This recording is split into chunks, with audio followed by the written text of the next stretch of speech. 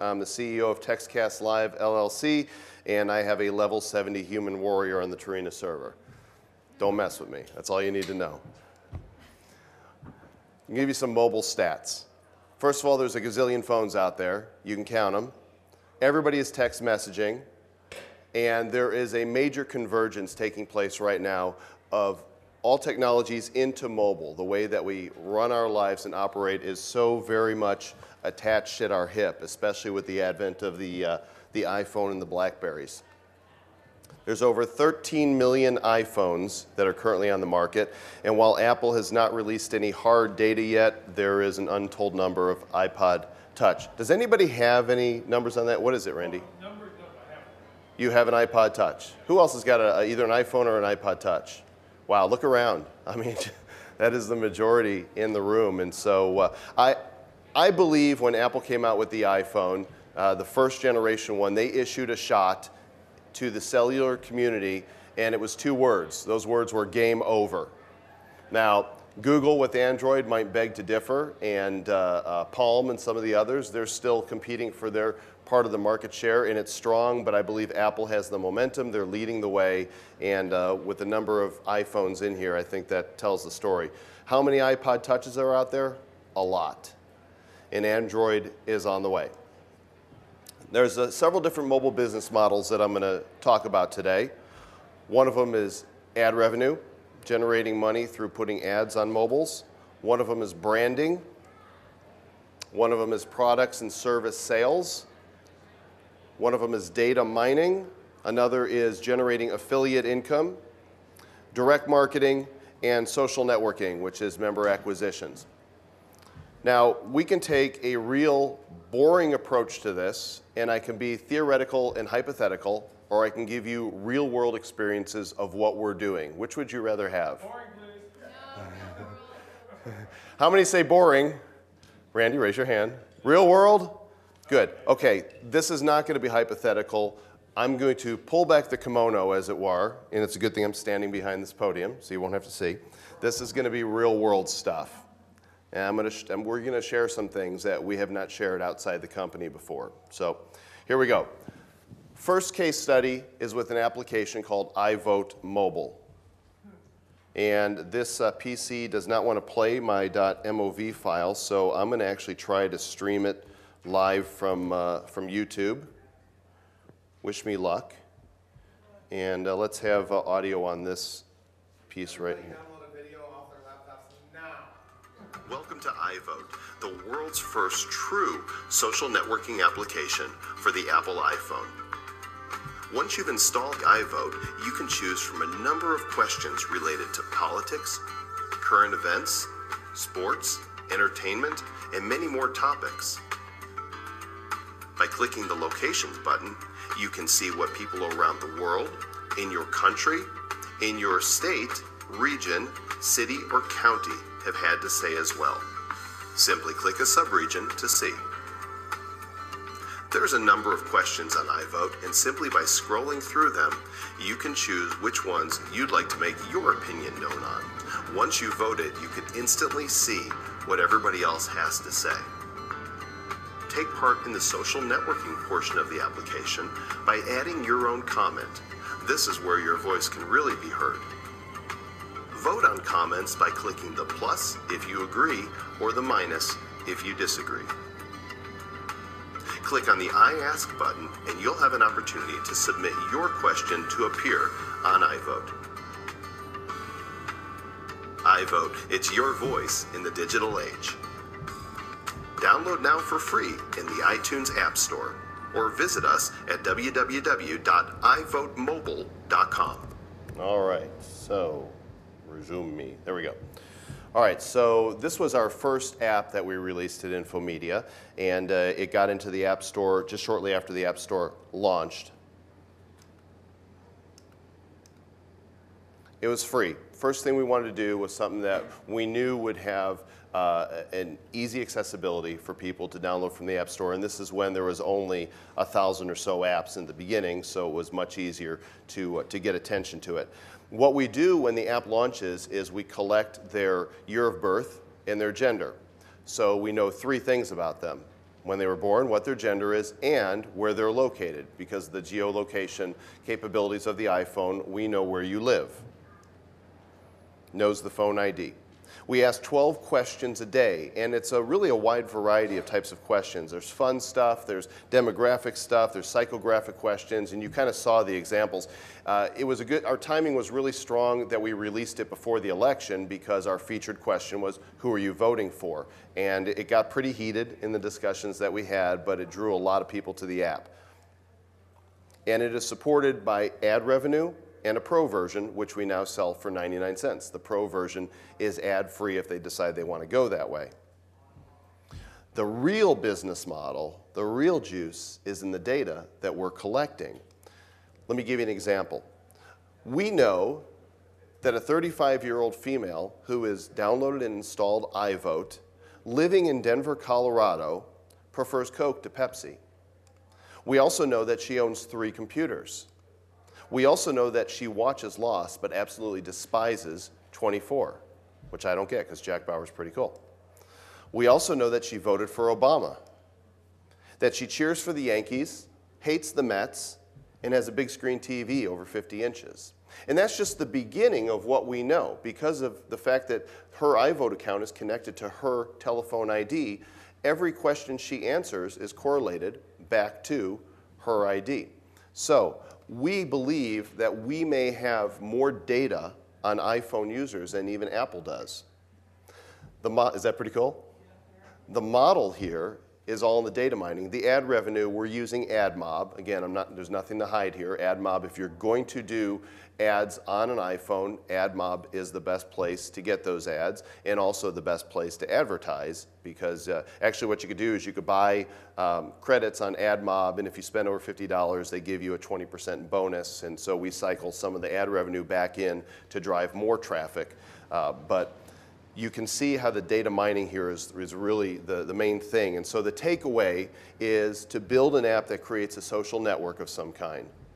In the website industry, there's so many social networks, it seems insane to me to try to build something new. In fact, I encountered a site a couple weeks ago that had miniature buttons for all the various social networks, and the pages went on and on and on and on. And talking with some of my staff, I asked, how many of these are actually going to be the next Twitter or the next Flickr?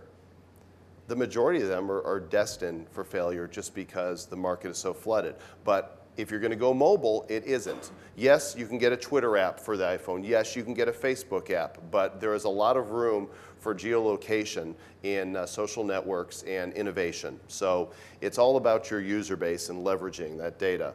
You can sell ad space. There's a little money in that. But mine the data and sell the insight. We've got several companies and individuals that are very interested in the data that we have, and we're just beginning to collect it. As of now, we've got about 57,000 iVote users who have cast over 6 million votes. There's a lot of data, and it's just the beginning. Every day, the app gets approximately 600 to 800 new downloads without any marketing on our side. So as we shop around to find a partner for data, we're probably going to ramp up how many more people will be downloading it. So, next case study. And I asked Ken Burge, the president of my company, if I should play the video that goes with this one or not, and he said that I should. And the case study is iFart Mobile. And so let's go ahead and find that right here.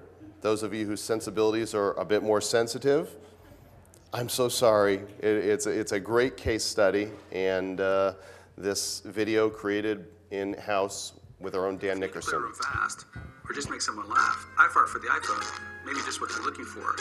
Select any of the sounds. Click the fart now button.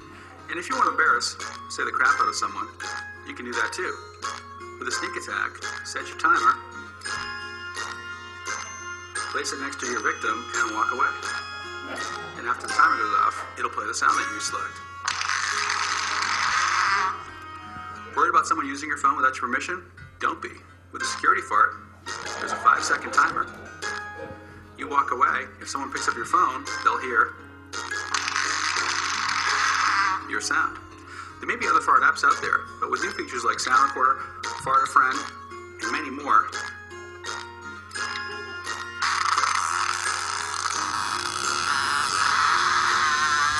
iFart changes everything.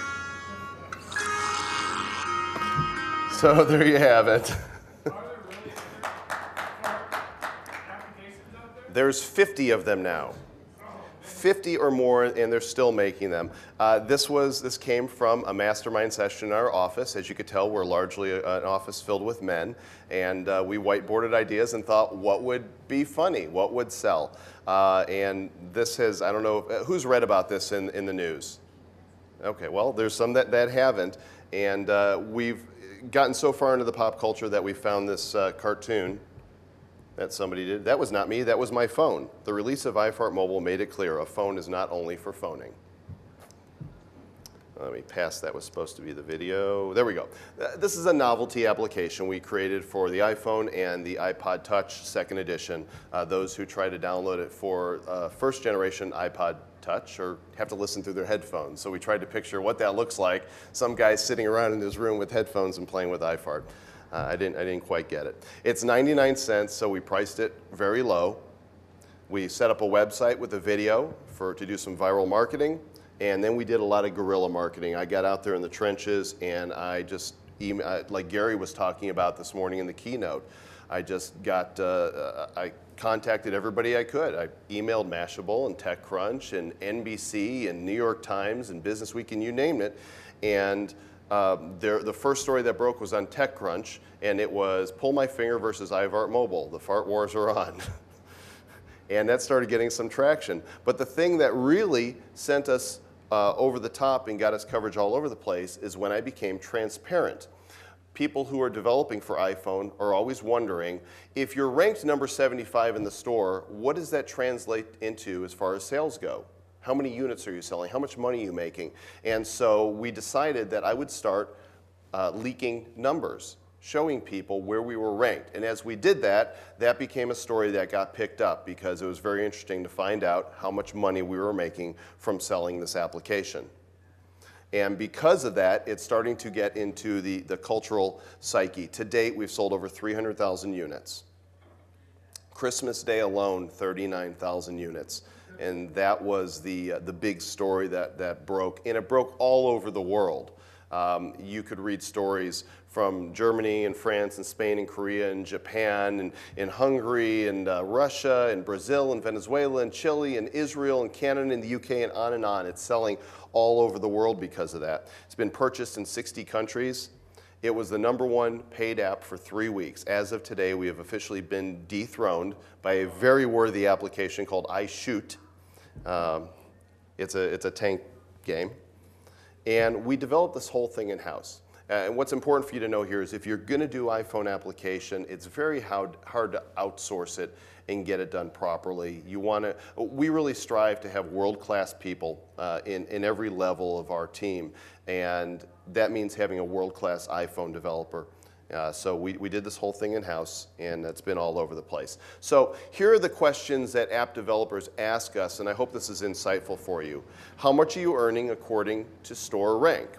Well, how does pricing affect sales, and should we go with a free or a paid model? So let me start with the first one. This chart demonstrates the breakpoints. Here we are, we released on December the 12th, and instantly, we started making sales with it. On December 19th, you can see that we kind of hit this plateau, and we're selling ridiculous amount of, let's see, we're selling 2,000 or 3,000 units a day, but you move up quickly in the App Store once you break through a couple hundred units a day. And it was right here that we hit #1. Now you could see the incline. The blue line at the bottom is the number of sales that we made that day. So from this arrow, oops, that's not good.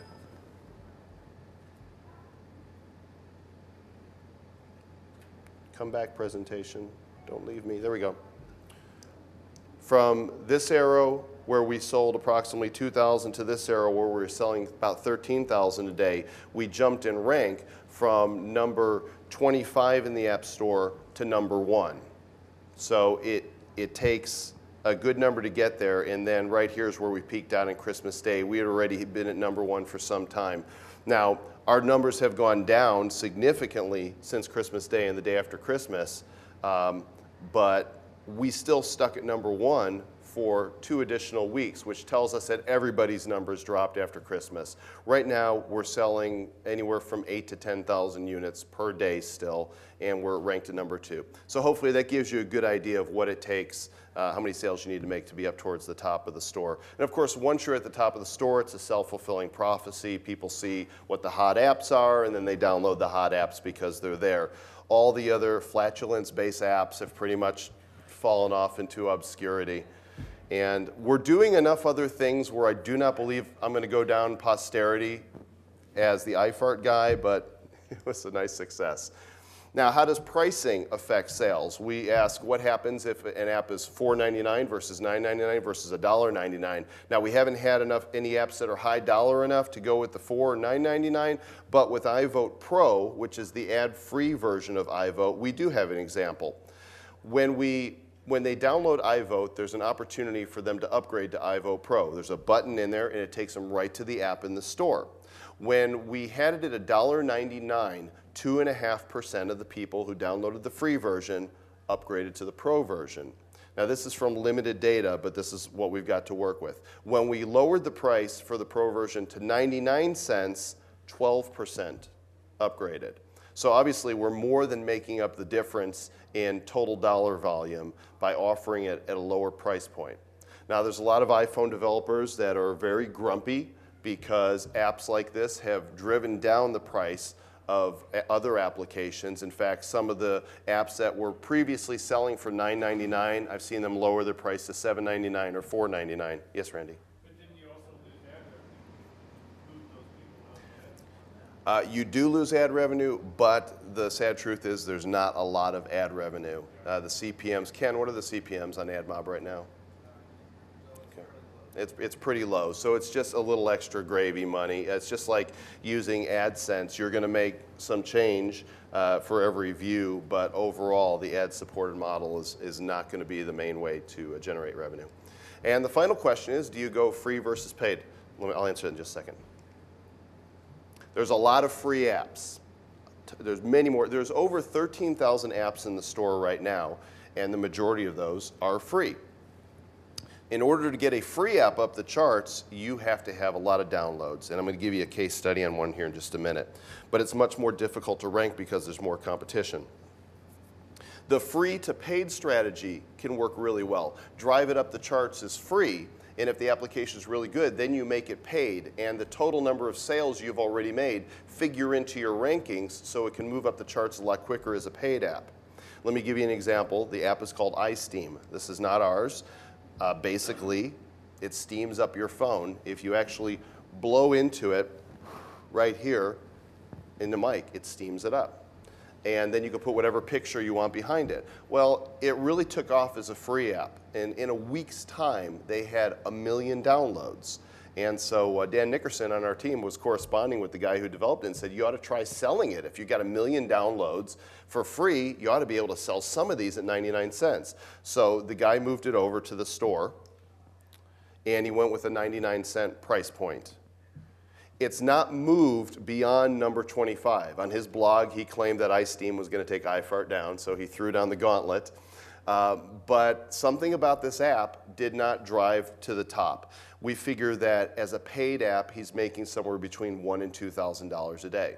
Still not bad.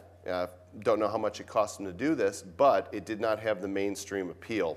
Whereas our app, people would, a bunch of 12-year-old boys or 40-year-old men acting like 12-year-old boys would look at it and go, haha, I got to have that too, and go download it. This was the type of app that we looked at and thought, oh, that's cool on your phone, but there's no need for me to go and download it. So the free to paid model with them, I don't know that it's really paid off for them. If they would have stuck with that free model and found another way to monetize that, maybe by using a message of the day feature and driving traffic elsewhere, or finding a sponsor, maybe a soap company or something, somebody who makes shower heads would want to sponsor it. I don't know.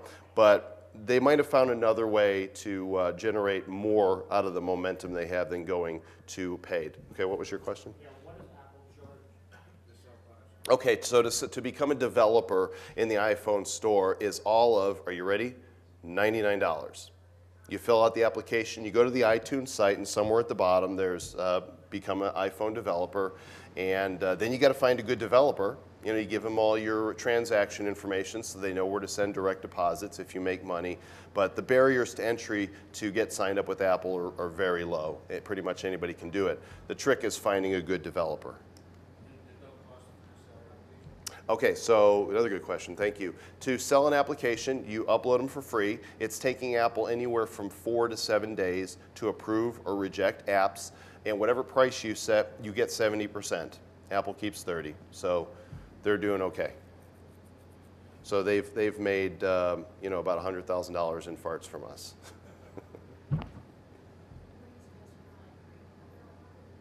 That's a developer. Gail wants to know where do we find iPhone developers. We're very fortunate that we've got one in-house, and you can't have him, sorry. As far as outsourcing, you know, we're on the lookout for more good developers as well. And you know, if you've got to start at an Elance or a Rent-A-Coder, there's an option. Ken?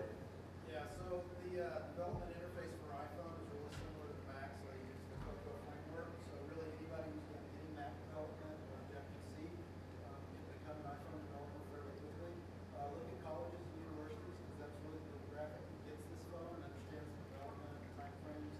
So really, that's where we went. We found a guy who's fantastic, happens to be right next to us. By the way, Ken Burge is the president of our company, Infomedia Inc. Wave to everybody, Ken. There he is. Okay. So the model, the takeaway from our experience, create a viral application. I cannot tell you how many people have come to me and say, I got a great idea for an app.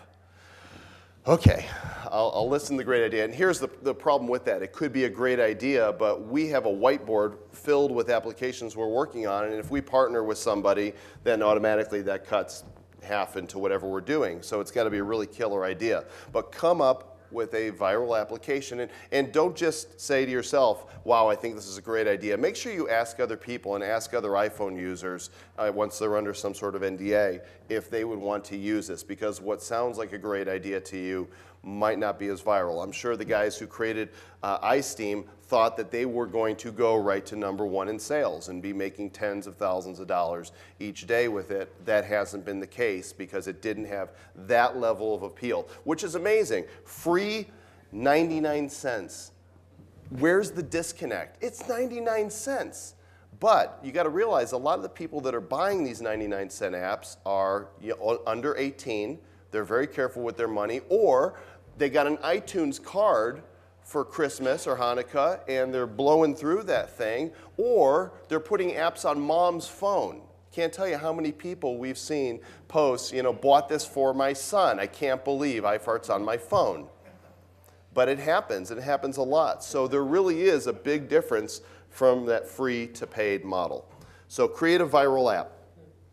Consider the competition out there. When we came out with ours, we knew of one other app that was competing. It was called Pull My Finger.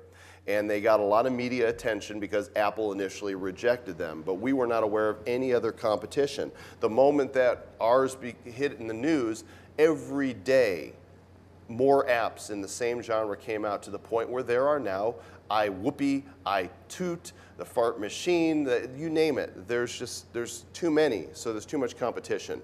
So be innovative, think outside the box. There's a lot of stuff that can be done. Do free if you want to do branding, customer acquisition, and gain leverage for future stuff that you do. In fact, what we did with the iFart app, because we have such an installed base, is we put a message of the day feature in, and from an XML file on our server, we can broadcast when they launch the app a new message. So we tried that this last week by broadcasting, which is, I can't remember the exact message, but it's, which is your favorite fart sound? What's your opinion on politics? Tell us, we want to know your opinion. Download iVote now for free. And so through the iFart app, by using a message of the day, we drove traffic to iVote mobile. And our iVote downloads tripled on the days that that message went out. So using leverage that we already had was really successful for us. In the paid model, you want to do it for the revenue. It's got to be a hit to make it big. You saw that chart. You got to move into the top 50 in the App Store to really start seeing a return on investment. And of course, everybody thinks they're going to get there. Or you've got to have a pricey app that can be lower ranked. So maybe a $7.99, a $9.99, or even more. I've seen some apps that are priced higher. They don't move high up the charts, but I would suspect that some of them are doing some, very quietly, some very nice business. Okay, third case study.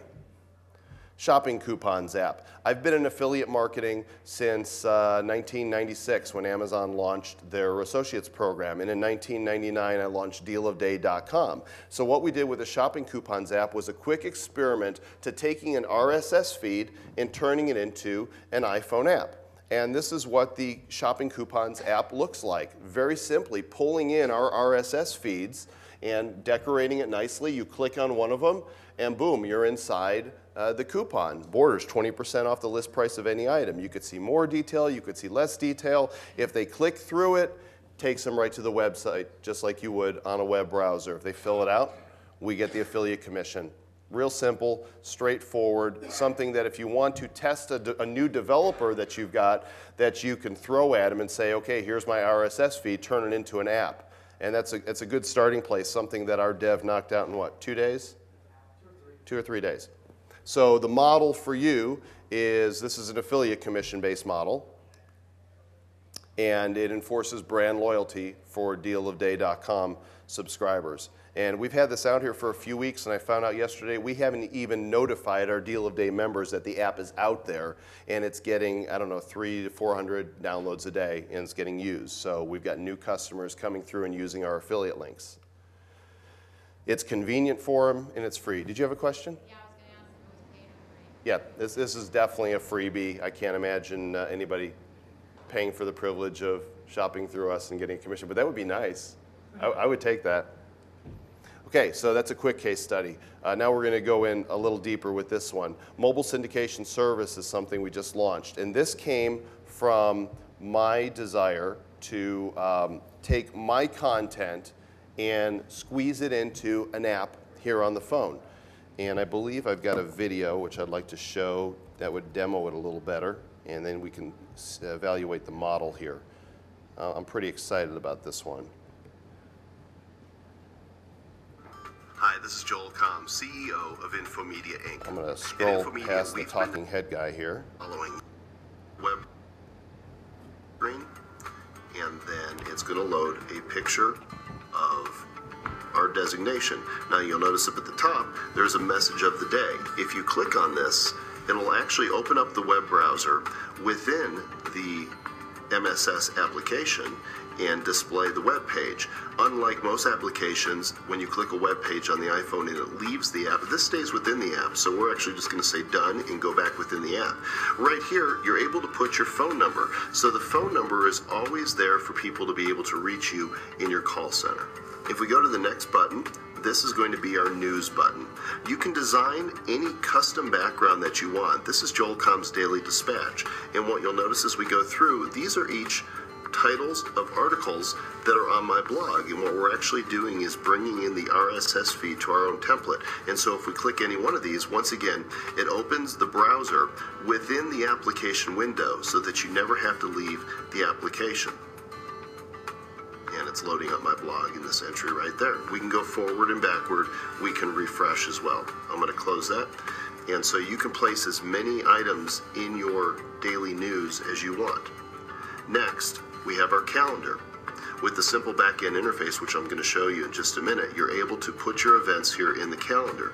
And each event is also linkable. So if we click on this one right here, it'll take us directly to the web page that is associated with this event. The next tab is our media tab, and this is really powerful because here you can upload audios and videos along with descriptions and thumbnails and place them within your application. When you click one, it actually opens up the YouTube player within the application. Okay, so you've purchased the courses, you've downloaded the ebooks, you've gone to the seminars or conferences. What do you do? And when you're done, you simply click the Done button, and we're back within the application. So there's no limit to the media that you can include within your own application. Finally, the last button is a Twitter tab. And with this, you can keep your users apprised of your latest tweets. And once again, if there's any links within the tweets, when you click on that particular tweet, it will open up the web browser and take you directly to the website that is being referenced. And when the user is done, you simply click done, and they're back within the app again. So with the combination of your front splash screen with the message of the day and a number to your office or call center. Forward just a little bit here and show you basically there's a web-based videos interface that are showing as well as the main screen. I'm going to click over to events, and you can put in any event title, description, location, and date that you want, and these will appear on the event function within the application. You simply type in the title of your event, a description, the location the event's going to take place, the date, and you can even put a URL in so that the link in the events will go directly to that website. Here in the media section, you can upload your video. Okay, so you get the idea, and basically, why, thank you. Basically, it's Joel on the phone, so that people who are following what we're doing can take that with them. It is the first, what I call people app in the App Store, and I think it's the beginning of a new genre that we're going to see. Basically, it's designed, our app is already there, but we want to be able to lead the way in helping others make apps or show you how you can make your own, regardless of who you're going to use to do it. This is for people or corporations, and basically having your own app in the App Store means you're reaching over 20 million iPhone and iTouch owners through the App Store. You got distribution through the iTunes App Store. You can broadcast a variety of content. So within the app we made for me, we've got a message of the day, we've got a click to our call center, we've got a customizable splash screen, we've got our RSS feed for my blog, my tweets, my calendar, and my videos. So it's all the content aggregated into one app. And all the content management for this app we've designed is managed from our web. So I can sit down at the browser, upload, put calendar entries in, what have you, and the iPhone app, when it launches, automatically checks to see what's new and pulls that data down. The coolest thing about it is that the direct response is built into it. By having that phone number always on the screen, people can say, I'm going to call Joel, and boom, they're contacting our call center, and they can help them with whatever their needs are. So what's the business model for you? Develop your own app. This is right here on the cutting edge. If you have a brand, Inspire Me Today, this is true, whatever that brand is, Easing Articles, I see lots of brands in the room, then develop your own application and get it in the store now and start pushing your following towards using that application and adopting that technology. Applications do sell iPhones.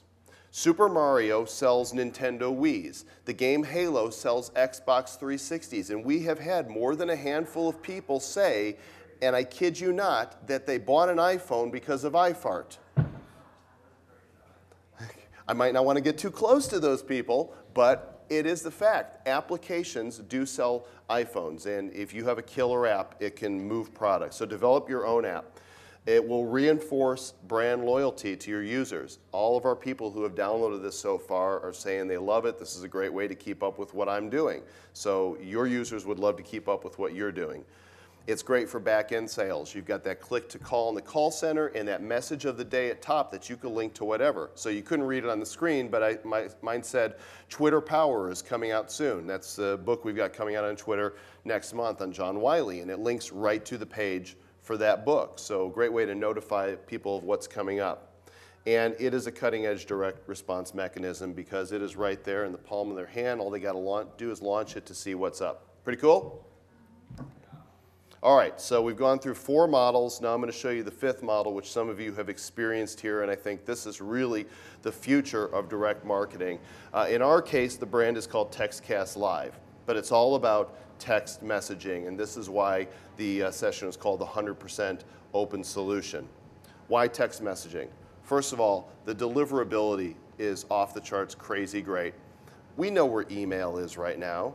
Email is not where it was 10 years ago, not where it was 5 years ago, not where it even was 2 years ago.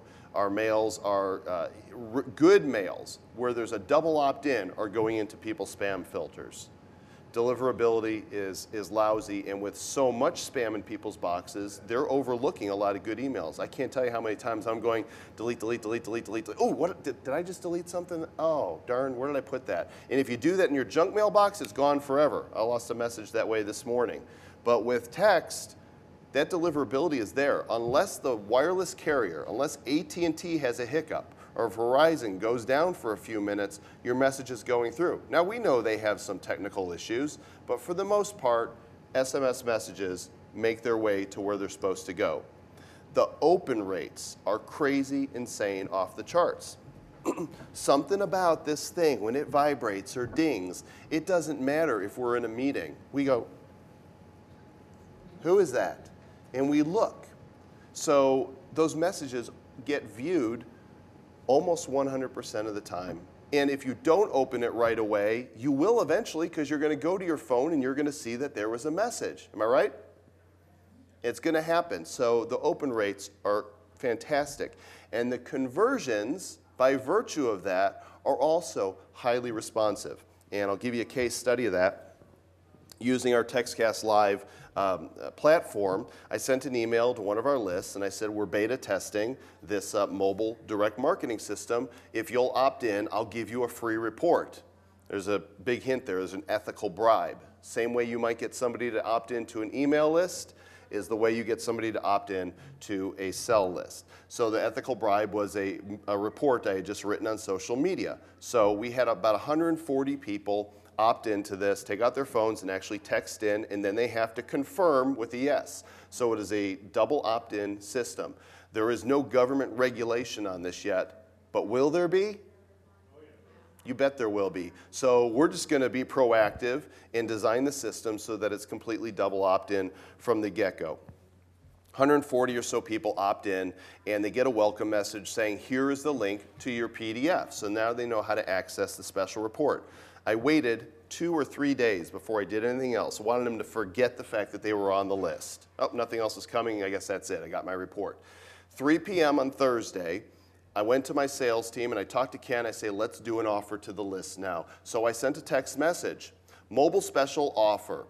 50% off the Secret Classroom, which is one of my products, one of our educational products. 10 only call with a phone number.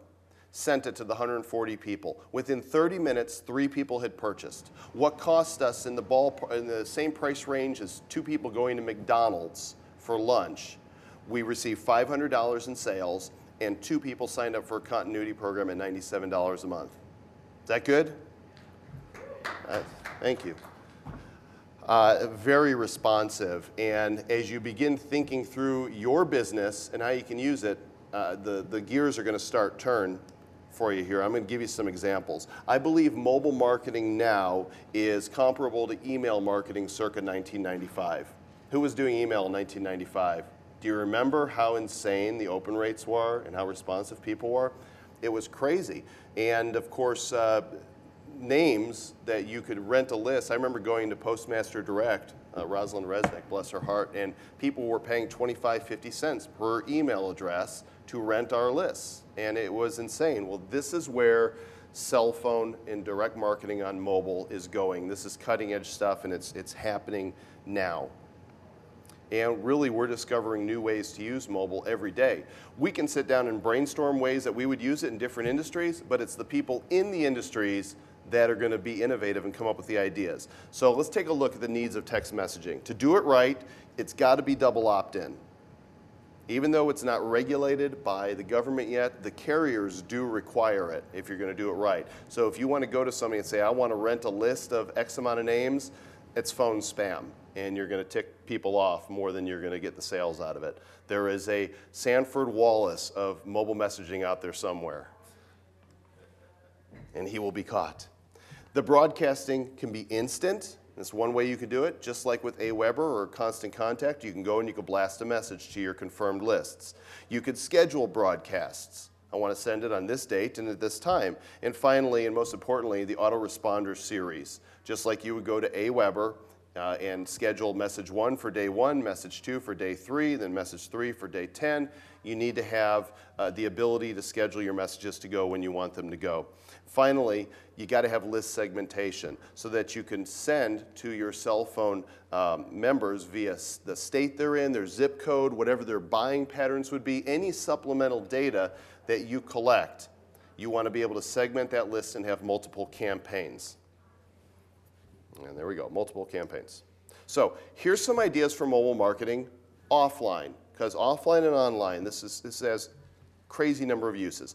Restaurants. Imagine, Gail, what's your favorite place to eat? Zolo. What is it? Zolo. Is it Mexican or Greek or? Southwest. Okay, so you go to Zolo, and imagine the waitress or wait person brings you your check, and as they're doing it, they ask you, how would you like a free appetizer next time you come into Zolo? Well, you're already a fan, you're eating there, sure. And right there on the spot, they put a card in front of you, get your cell phone out, and text Zolo to this number, and you get them to double opt in right there on the spot, and that coupon appears on their phone before they walk out of the restaurant. And they save it for next time. Now, for restaurants or anybody that uses coupons, how great is that? Because how many people have clipped coupons and gone to the restaurant and then turned to who you're with and said, oh, I forgot, I have a coupon at home. Happens all the time. I can't tell you how many times I've done that. Now, if you do it with mobile, you have it on your phone that you can pull out when you're right, oh, I remember I got a coupon right here, and you get your discount. Now, let's say you're Zolo and Monday nights are slow. And so at 4 o'clock, you blast a message to your user base and tell them happy hour or 2 for 1, whatever it is, and you send it out. And you're starting to think about dinner at 4 o'clock. You get the message from Zolo, hey, I think I'll go there tonight because from 6 to 8, I can get 2 for 1 by showing my phone. People who implement these types of strategies are going to pull in the customers like a Hoover vacuum. It's going to be crazy. Whether you're doing fast food or high-end restaurants, restaurants need to be doing this. Bars need to be doing it, especially for happy hours or 2 for 1 drinks or ladies' night. Especially if you're on a college campus, those kids will flock in there if they've got coupons on their phones. Services like salons or oil changes. You go to get to Jiffy Lube, get your oil change. They text you in. They say, how about $5 off your next oil change, and we'll remind you on your cell phone and send you the coupon in 3 months. Bam, there's the reminder. You're driving along, and oh, time for an oil change, and there's the coupon. Crash. Where are you going to go for your oil change? Hello, anybody here? Jiffy Lube? Absolutely. Yeah, salons, same thing. Reminders for your appointments. Stockbrokers can use it to broadcast out when there's a hot tip. Insurance agents can use it to notify you of a change in your policy. Any consumable product. You know, your prescription is at Walgreens. Your toner cartridge should be running low by now. Your warranty is expiring. The offline uses are massive, and there's hardly a business that you can think of that would not find a way that they can increase their bottom line and their brand loyalty and their customer base by using mobile. What about online? So many of us are online. I gave you one example of how we used it. You can place affiliate links, put out an ethical bribe to your email list, get them to double opt in to your cell phone list, and now you can send them offers via affiliate links with short redirects using tinyURL or some other short URL service. You can send news, breaking news. So if you've got a site, perhaps like Randy Cassingham, this is true, and every day or a couple times a week he puts out, you can send a blurb for a headline that's coming up, thank you, and drive people to the website with it. Articles, PDFs, if you've got like an iPhone, you can open up Adobe Acrobat PDFs in there and send those directly to people. You can have people call your call center directly, as we did with our example. Member sites, another great way to use it. The list goes on and on. You integrate it with your email marketing. There's so many ideas, and you're probably thinking in your own niche of ways that you can use. I wouldn't even mind hearing somebody who thinks they could use it in some other way. Just raise your hand and tell me where you guys. Yes. I'm just thinking about our 250,000 subscribers. They're all real world businesses. Mm-hmm. They're all looking for ways to draw people in. I mean, an online coupon is one thing, but if you can have somebody that goes to your salon, go to your website and register for whatever, I just think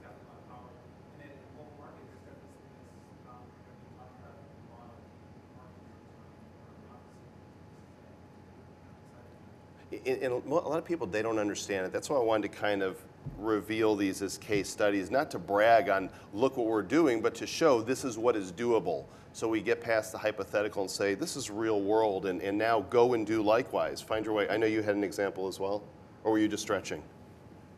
Just stretch, Gail.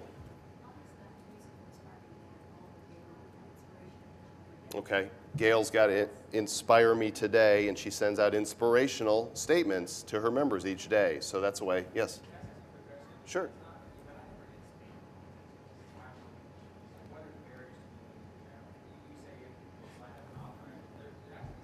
Yeah, actually, Ken, would you stand for a moment and address the technical barriers to doing something like this?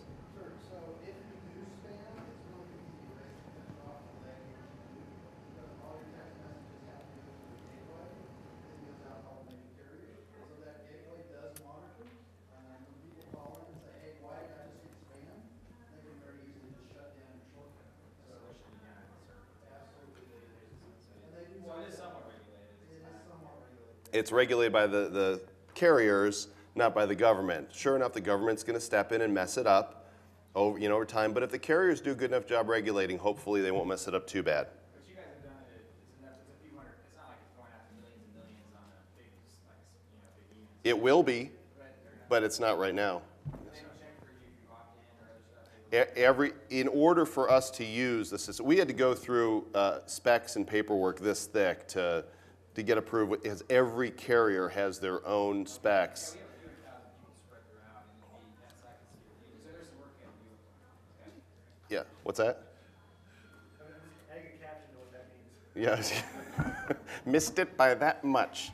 In my case specifically, if we want to do this, is this a service that your firm provides? Yeah, but I'm not here to talk. If you want to talk about, yeah, we do this. It's and you could talk to us about that.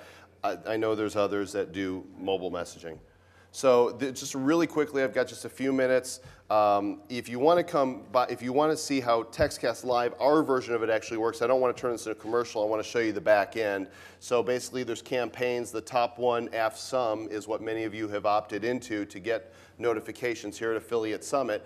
And within there, we can see phone numbers, and we can edit them. We can add username and passwords. We can create multiple campaigns, and then we can create the messages. And basically, if you've gotten the messages, you'll see that there's standard stuff that you have to put in there per the carriers.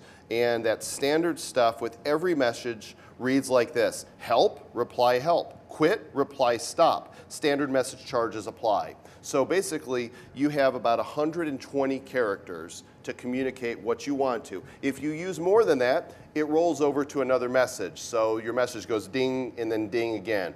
We like to keep it compact to one message, otherwise people feel like, well, that's, we're getting hit too often. So you put your messages in. You could set up autoresponders. You could tell what time of day to send it, how many days after they join to send the message. And you can pick, you can send an ad hoc message if you want to do a broadcast right away by just typing it in, picking your station or your campaign within your station. Send it. Yes? Very quickly. Very quickly. Yeah, it's based on the size of your list.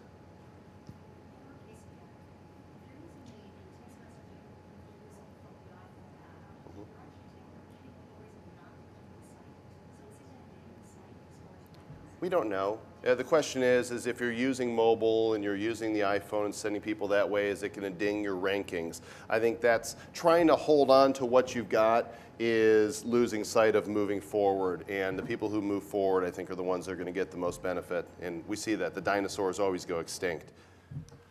So the business model for text messaging, however you decide to do it, is something you want to embrace.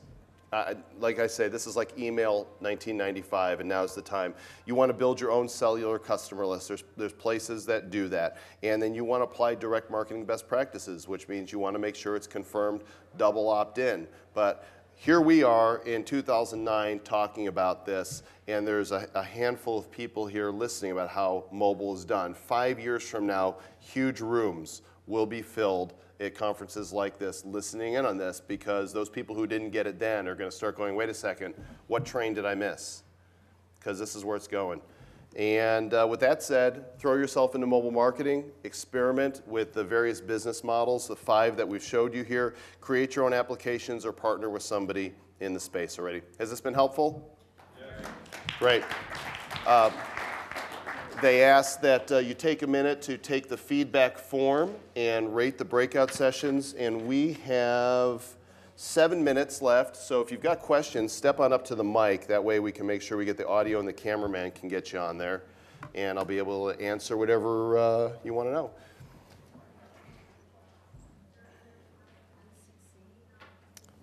Yeah, you're supposed to fill this out. So, hello, my name is Jose. Hey, Jose. It seems like you've got 2 very, very interesting things going on with the iVote and the whole messaging thing.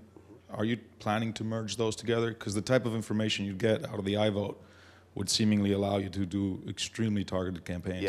Yeah, very possibly. We're doing so many things. You know, my wife says I'm a little ADD. I can't just focus on one project. And oh, look at the butterfly. So it's very possible. There's a lot of things that can be done. It's all about finding the right partners and having the manpower to pull it off. Okay, thank you. Step up to the microphone. I just want it to be recorded so they get it. More questions. Randy, you have questions. Get online. This is a question just because I'm really curious. How did your iVote elections come out percentage-wise in comparison to what actually happened? I missed the first part of that. I'm curious. Your iPhone users, I think, are probably, I mean, it's, you know, my bias, I'm guessing that they're probably more liberal than more conservative. I don't know. And I'm curious, how did your iVote application for the presidential election very come accurately. out? How did it Very sync? accurately. In Thank fact, if you download iVote, scroll way, way down. We keep the archive of all the questions. So there's something like 1,800 questions in iVote. Just keep going more and more and more. We need to make it searchable, and that's probably going to be in the next update. But you can see, and the voting was really interesting. It's pretty much across the board, very accurate. Yeah. Randy. Hi, Joel. My name is Randy Cassingham. I'm from thisistrue.com. Nice to meet you. Pleased to meet you. We go way back. You mentioned you have to go through the approval cycle at iTunes to get an application through. Yes. Did you have any trouble with iFart? Did they kind of, if you will, poo-poo it?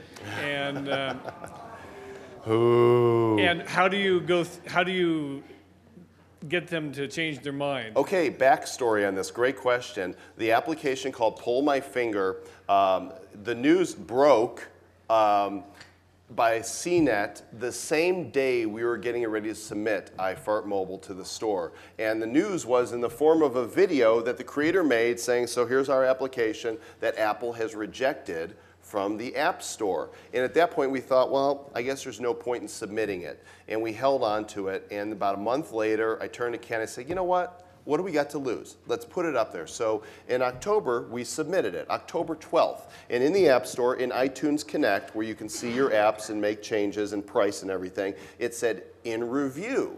Well, we thought, that's curious. They didn't reject it outright. It's in review. They're thinking about it. Do you know what that means? That means that the app is going to the VP level for evaluation. Do you know what that means? That means that I would bet my bottom dollar that Steve Jobs pressed the fart button.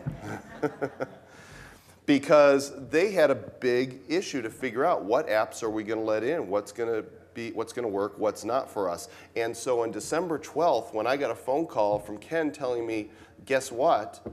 The app's been approved. I was giddy because we didn't expect it to come out. And so there are some other apps out there, some incredibly tasteless apps. I'm not even going to talk about them because just go and look for rejected apps. Some of them are really, really inappropriate, and I understand why Apple has not allowed them in the store. But there's some others that might have different sensibilities to say, you know what, they should allow everything with a tag, a mature rating on it.